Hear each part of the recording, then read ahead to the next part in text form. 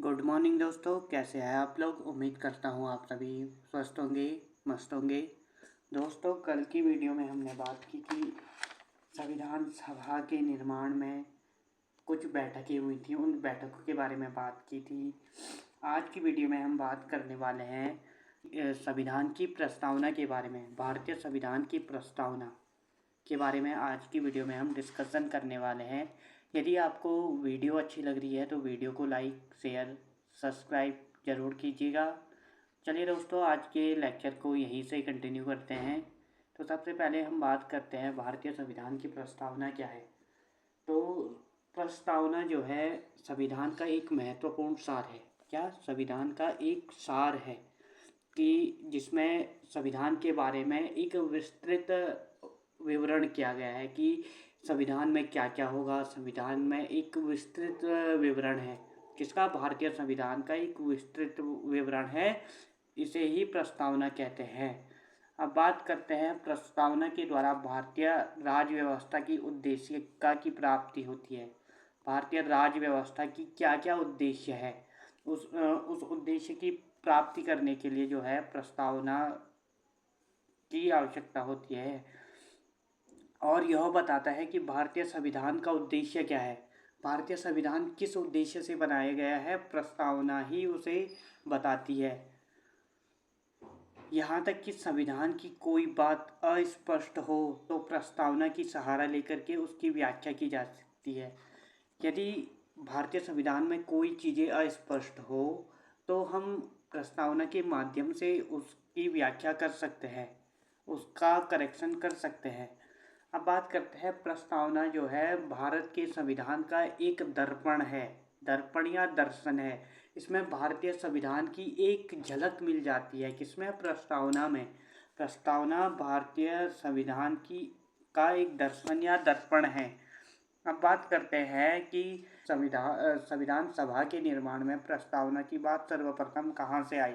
तो मैंने आपको पिछली वीडियो में बताया था कि संविधान सभा की जब तीसरी बैठक चल रही थी, तीसरी बैठक कब हुई? 13 दिसंबर 1946 को। कब? 13 दिसंबर 1946 को तीसरी बैठक में पंडित जवाहरलाल नेहरू ने उद्देशिका प्रस्ताव जो है संविधान सभा के समक्ष जो है प्रस्तुत किया।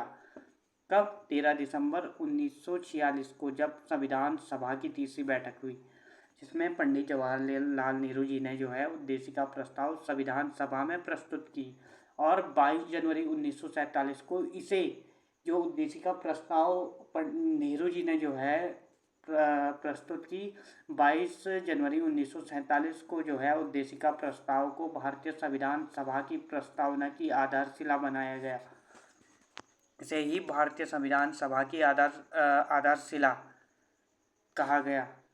अब बात करते हैं भारतीय संविधान की प्रस्तावना का विचार सबसे पहले अमेरिका के संविधान से आया है। किसके संविधान से? अमेरिका के संविधान से जो है भारतीय संविधान का विचार सबसे प्रथम लिया गया।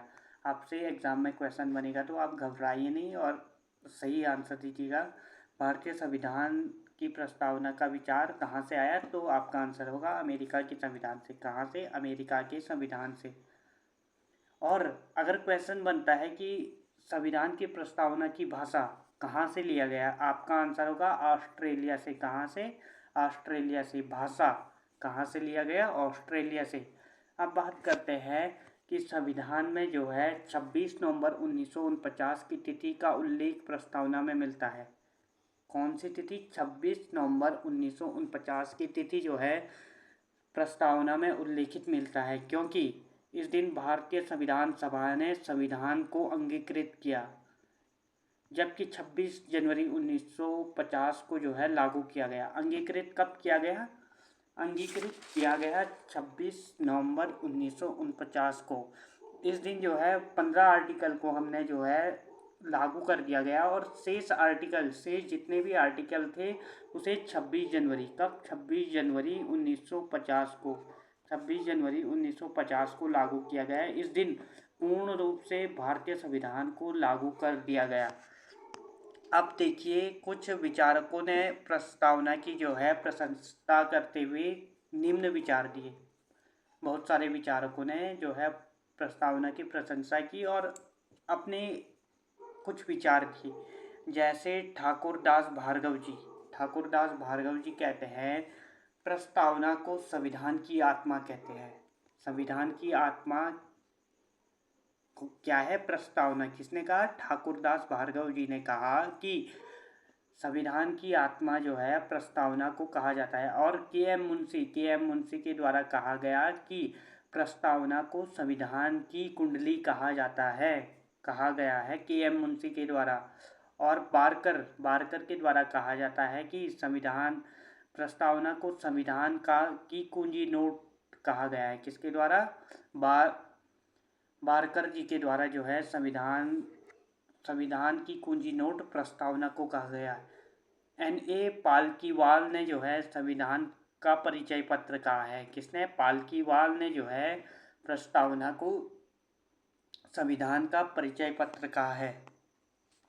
अब बात करते हैं, क्या भारतीय संविधान की प्रस्तावना क्या न्याय योग्य है? क्या इसे लेकर के हम सुप्रीम कोर्ट जा सकते हैं? नहीं। जो भारतीय संविधान की उद्देशिका है, भारतीय संविधान की उद्देशिका या प्रस्तावना है, यह इसकी प्रकृति जो है न्याय योग्य नहीं है। इसे लेकर के हम जो है कोर्ट नहीं जा सकते हैं। अब बात करते हैं, क्या प्रस्तावना जो है क्वेश्चन अब कई विद्वानों ने क्वेश्चन किया, क्या प्रस्तावना संविधान का अंग है? किससे क्वेश्चन किया? सुप्रीम कोर्ट से क्वेश्चन किया, क्या प्रस्तावना जो है संविधान का अंग है? तो तब सुप्रीम कोर्ट के कई जजमेंट आते हैं, उनमें सुप्रीम कोर्ट अपना जजमेंट देता है। जैसे बेरोबारी केस 1960 में, कौन सा केस? बेरोबारी केस 1960 में जो है सुप्रीम कोर्ट जजमेंट देता है कि इस निर्णय देता है कि प्रस्तावना संविधान का अंग नहीं है। किस केस में? बेरोबारी केस 1960 में जो है सुप्रीम कोर्ट के द्वारा कहा गया है कि प्रस्तावना जो है संविधान का अंग नहीं है। अब इसी के जस्ट तुरंत बाद एक केस आता है, केशवानंद भारती केस जो है 1973, केशवानंद भारती केस 1973 में। इसमें सुप्रीम कोर्ट क्या करता है कि अपने पूर्व निर्णय जो उसने जो है बेरोबारी केस 1960 में जो जजमेंट दिया था, उसको पलटते हुए कहते हैं कि जो है प्रस्तावना जो है संविधान का अंग है। कौन से केस में? केशवानंद भारती केस 1973 में सुप्रीम कोर्ट कहता है कि जो है प्रस्तावना जो है संविधान का अंग है, क्योंकि इसके द्वारा जो है संविधान की व्याख्या की जाती है। किसके द्वारा? प्रस्तावना जो है संविधान की व्याख्या करता है। और मैं आपके नॉलेज के लिए बता दूं, जो केशवानंद भारती केस है, यह भारतीय संवैधानिक मामले की आज तक की सबसे बड़ी जजों की बेंच बैठी थी। भारतीय संवैधानिक मामले में आज तक की सबसे बड़ी जजों की बेंच जो है, इसमें सबसे ज़्यादा 13 जजों की बेंच जो है आज तक की केशवानंद भारती केस 1973 में बैठी थी, जो कि संवैधानिक मामले की आज तक की सबसे बड़ी बेंच बैठी थी।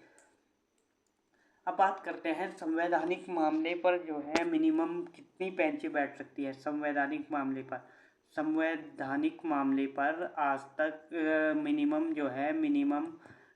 जो है 5 जजों की बेंच बैठती है, 5 जजों की बेंच बैठती है। लेकिन केशवानंद भारती केस में 13 जजों की बेंच, जो कि आज तक की सबसे बड़ी बेंच बैठी है। अब बात करते हैं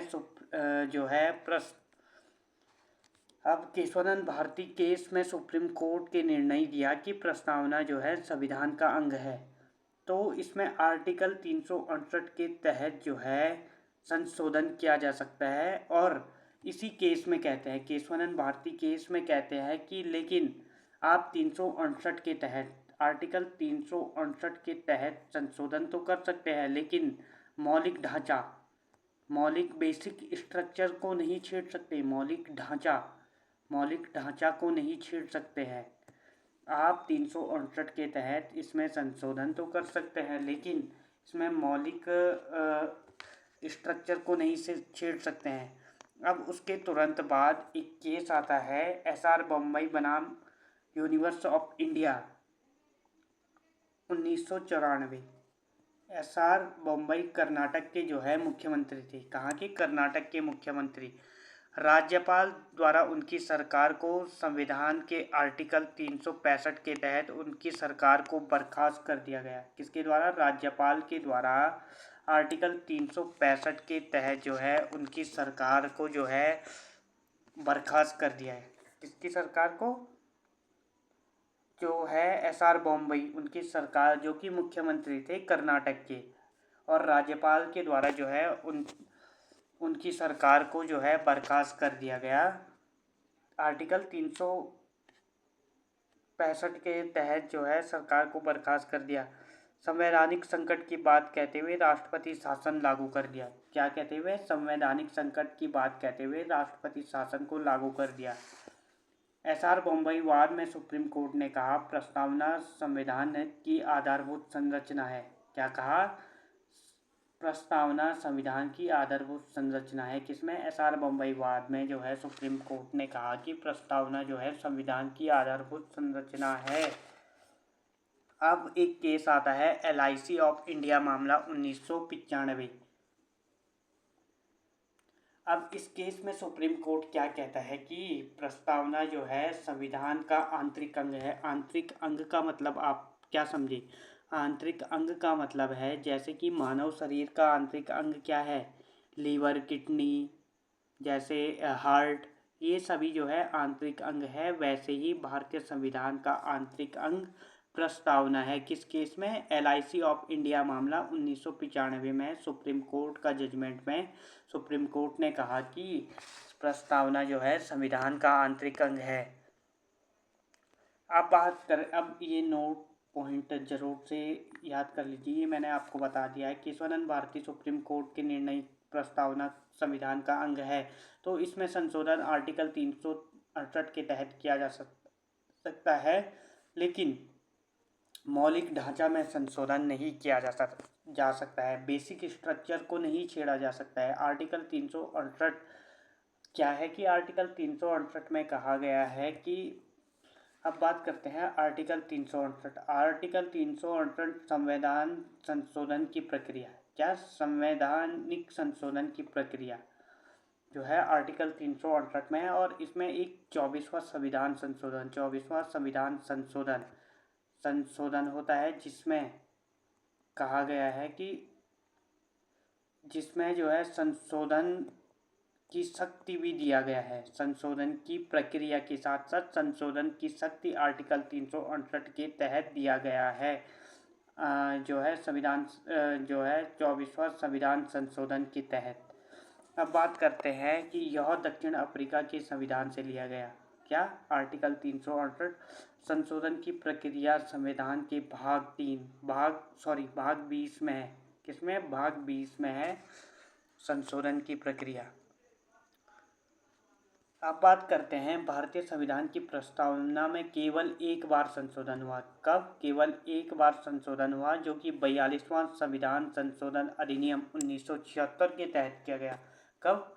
42वां कॉन्स्टिट्यूशन अमेंडमेंट एक्ट 1976 के तहत किया गया, जिसके तहत 3 नए शब्द जोड़े गए। कितने शब्द? 3 नए शब्द जोड़े गए। समाजवादी, पंथनिरपेक्ष और अखंडता। 3 ये नए शब्द जोड़े गए। किसमें? 42वां संविधान संशोधन अधिनियम 1976 के तहत जो है भारतीय संविधान की प्रस्तावना में 3 नए शब्द जोड़े गए। समाजवादी, पंथनिरपेक्ष और अखंडता। अब बात करते हैं भारतीय संविधान की प्रस्तावना क्या है। भारतीय संविधान की प्रस्तावना को हम एक बार रीड कर लेते हैं।